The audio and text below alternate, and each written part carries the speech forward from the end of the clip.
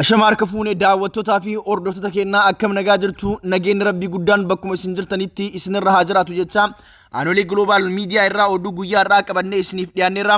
Oduu guyyaa irraa wajjin kan isin wajjin turu Antolchaa Hussein Maddaati. Oduu guyyaa irraatiin hiriirri mormii musliimotaa guyyaa 9ffaaf cimee itti fufu, Daani'el Kibrat gubaatii masjiida Mooxxaa keessaa harka akka qabu ragaan dabalataa argamu, Yuunivarsiitiin Dirree Dawaa sirna baruu fi barsiisuu dhaabu, Paakistaan gamtaan biyyoota Islaamaa 57 musliimoota Hindiitiif akka sagalee ta'an yaamicha dhiyeessuu fi odeeffannoolee biroos qabannee isiniif dhiyaanneerra. Hanga xumura qophii keenyaatti nu faana turan affeerraa kennam. Hiriirri mormii gubachuu masjiidota guyyaa 9ffaaf cimee yoo itti fufe mootummaan tuffii uummata musliimaatiif qabu callisuun mul'isaa jira. Ta'us garuu mormiin guyyoota 9f walitti dhaabbatee gaggeeffamaa oolee jira. Bifuma kanaan guyyaa irraa hiriirri mormii guddaan naannoo kibbaa magaalaa Diillaatti gaggeeffamaa oolee jira. Haleellaa Jummaa torbaan darbee halkan muddee 20 naannoo Amaaraa godina Goojjam magaalaa Mooxxaatti raawwatameen masjiidni 4 shororkeessitootaan gubamuun ifa. Achiin duras caamsaa 15 bara 2010 akka lakkoofsa biyyaatti irraa jalqabee masjiidni 35tu diigame. Masjiidota diigamuu fi gubamaa jiran mormuuf hiriirri koree fala barbaaddu hawaasa muslimaatiin yaamamee ture. Yaamichi kana hawaasuun hawaasni muslimaa bakka jiru ka'ee diddaa qabu mul'isaa jira. Haaluma kanaan guyyaa irraa naannoo kibbaa magaalaa Diillaatti hiriirri mormii guddaan kan gaggeeffame yoo ta'u, hawaasni muslimaa lakkoofsaan hedduun argamuun gocha naannoo Amaaraa magaalaa Mooxxaatti masjiidotaa fi hawaasa muslimaa irratti raawwatame balaaleffatu odeeffannoon arganne ni mul'isa. Miirummaa fi ibidda dhaamsuu irraa deebinee dhimmoota keenya irratti gurmoofnee bifa dhaabaatiin yoo waliin dhaabbanne ofirra darbinee kan biraatiifuu ni oolla jedhan Ustaaz Ahmadiin Jabal. Ustaaz Ahmadiin Jabal itti dabaluun aktivistoonni paartiiwwan dhaabbilee fi miidiyaaleen dhugaaf haqaaf walqixxummaa fi dimokiraasiif dhaabbatan jedhaman quuqamtoota Itoophiyaa dhugumaatii jedhanii yaadaman dhimmoonni yeroo dhiheenyaa argamaa jiran kun eenyummaa dhugumaa qaamolee kanaa kallattii fi hiriira isaanii dhugaa mul'isuudhaan fuula eenyummaa isaanii kan dhokate nutti mul'iseeras jedhan.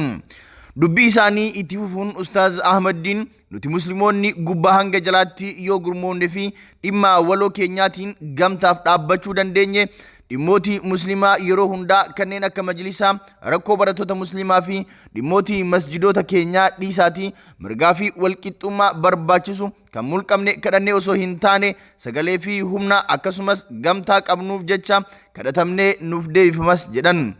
Kanaaf immoo miira yeroo fi ibidda dhaamsuu irraa baanee rakkoowwanii fi gaaffilee keenya adda baafnee hundi kennayyuu akka fedhii fi dandeettii keenyaatiin ajandootii keenya irratti gurmoofnee milkiif qabsaa'uu nu gaafatas jedhan Ustaaz Ahmadiin Jabal.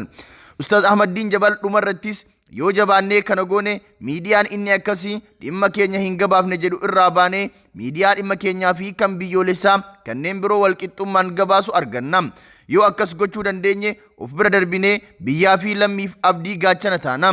Hoggasana paartii fi miidiyaan kamuu nu kadhata malee nuti isaan hin kadhannu. Kanaafuu milkii fooyya'aadhaaf dammaqnee gurmaa'utu nurra jiraatas jedha. Haleellaa Mooxxaan duratti lakkoofsa herreega baankii Daaqoon Daani'el Kibrat keessatti qarshii miliyoonota ol socho'eera. Ammas herreega isaa keessaa qarshii miliyoona 17 jira. Kun immoo haleellaa Mooxxaa keessa Daaqoonichi gahee guddaa mallaqaan deeggaruu akka qabu agarsiisas jedhame. Akkamitti waan jedhu bal'ina isaa akka armaan gadiitti ilaalla. Magaalaa Mooxxaa keessatti qabeenya muslimaa kan ta'an dukkaanota yookaan suuqota 400 ol konkolaattota socho'an hedduu fi masjiidota irratti karaa qindaa'een gochaan saamichaa mancaasuu fi gubuu akka raawwate ni yaadatama. Warra gocha kana raawwatanii fi deeggartoota isaanirraa kan hafe haleellaa kana lammiilee Itoophiyaa martii dirreetti bahuun balaaleffataa jiru. Kanumaan waliin wal qabatee qaamota gocha kana raawwatan kanneen yaadaan deeggaran kanneen dubbii kana haguugunii fi kanneen bifa kamiinuu haleellaa kana keessa harka qaban uummataan adda baafamaa jiru. Odeeffannoon sochii lakkoofsa herreega baankii Daaqoon Daani'el Kibrat ilaalchisee nu dhaqqabe akka agarsiisutti shakkii haleellaa Mooxxaa duuba harki Daaqoon Daani'el Kibrat jira jechuu kan jabeessudha. Haleellaan Mooxxaa duraa lakkoofsa herreega baankii Daaqoon Daani'el Kibrat keessa qarshii miliyoonni 17 socho'eera. Namoonni garaagaraa irra deddeebi'uun gara lakkoofsa herreega baankii Daaqoon Daani'el Kibratitti qarshii lakkoofsaan guddaa kan galchan yoo ta'u, naannoo Amaaraatti bulchaan magaalaa Matammaas gara lakkoofsa herreega Daaqoonichaatti qarshii guddaa galchuun isaa yaada namoota haleellicha raawwachuuf naannichi deeggarsa caasaa godheera jedhu kan jabeessudha. Daaqoon Daani'el Kibrat lallaba garaagaraa asiin dura taasise irratti Goojjaam keessatti manneen nyaataa musliimaa danataniiru. Musliimoonni sochii daldalaa hundaa harka isaanii keessa galchaa jiru jechuun lallaba isaa keessatti haasaa haleellaan akka raawwatu kakaasu dubbachuun nama beekamu akka ta'e ni yaadatama. Haleellaan raawwatee Goojjaam keessa ta'uun dhaabbileen daldalaa musliimaa qofa irratti kan xiyyeeffate ta'uun poolisoota magaalichaas ta'e humni addaa naannichaa haleellicha dhaabuuf tarkaanfii isaan fudhatan kan hin jirre ta'uu Daaqoon Daani'el Kibrat dabalatee qaamota haleellichaa duuba jiran kan agarsiisudha. Daaqontichi haleellaan sun raawwatee yeroo muraasa booda haleellicha balaaleffachuu manna hoteela haleellichaan gubame keessa beekamtii majlisa magaalattiitiin alatti walgahiin gaggeeffamaa ture jechuun dubbicha haguuguuf xiqqeessuuf yaaluun isaa haleellaa san keessa harki isaa akka jiru of fakkeessuuf akka tahe yaada namoota hedduuti. Daaqontichi hoteelicha haleelamee gubate keessatti namoonni walgahii taasisaa turan jiru jechuun yakkicha haguugee darbuuf yaalu sun jaarsolii magaalichaa keessatti kabajamoo ta'anii fi musliimooti wayita bataskaanni ijaaramu kormaa fuudhanii baga gammaddan jechuun kabaja jireenya hawaasummaaf qaban agarsiisan ta'uu isaanii daaqontichi qaamota haleellaa raawwataniif dahoo kennuun dubbicha haguugee darbuuf kan dubbate akka tahes ni himamsiisu. Guyyaa dheengaddaas magaalaa Shaashamannee keessatti namoonni bataskaana gubuun saba Oromoo maqaa balleessuuf karoorfatan qarshii miliyoona 2 ol waliin poolisoota magaalichaatiin to'annoo jala akka oolan ni yaadatama. Mootummaa fi qaamni dhimmi isaa ilaallatu herreega baankii Daaqoon Daani'el Kibrat ilaalchisee maddi mallaqichaa eessa akka ta'ee fi eenyufaaf akka kennamu qulqulleessuun ummataaf akka ifa godhu waamicha goona.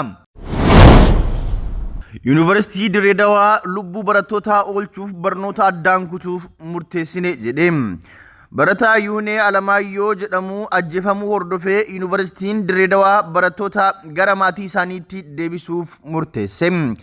Pirezidaantii itti aanaa Yuunivarsiitichaa gargaaraan Piroofeesaraa Abbaay Daggafaa Yuunivarsiitichi sirna baruuf barsiisuu sababa addaan kutan ifoomsanii jiru.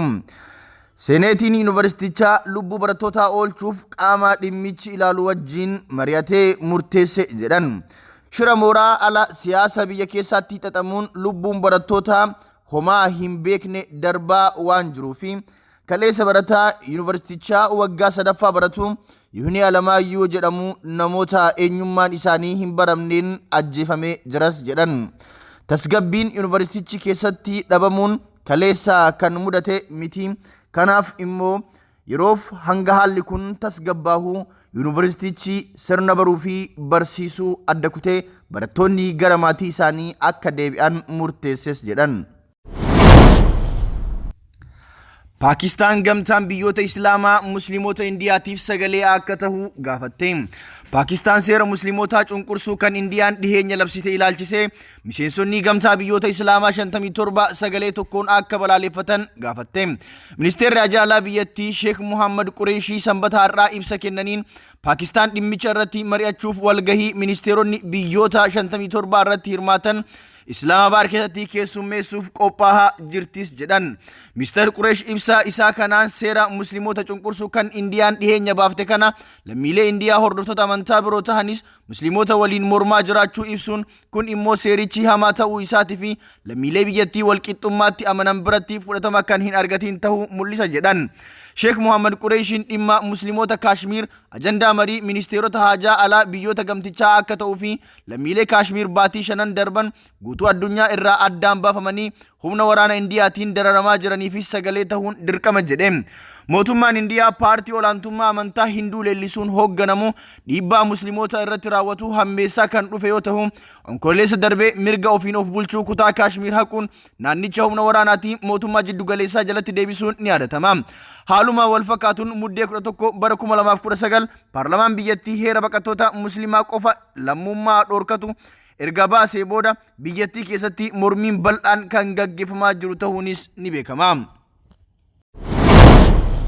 Egaan daawwattootaa fi hordoftoota keenyaa odeeffannoon guyyaa irraa qabannee isiniif dhiyaannee kanuma odeeffannoo biraatiin yeroo biraan walitti deebinutti turtii gaarii isiniif haa taatu.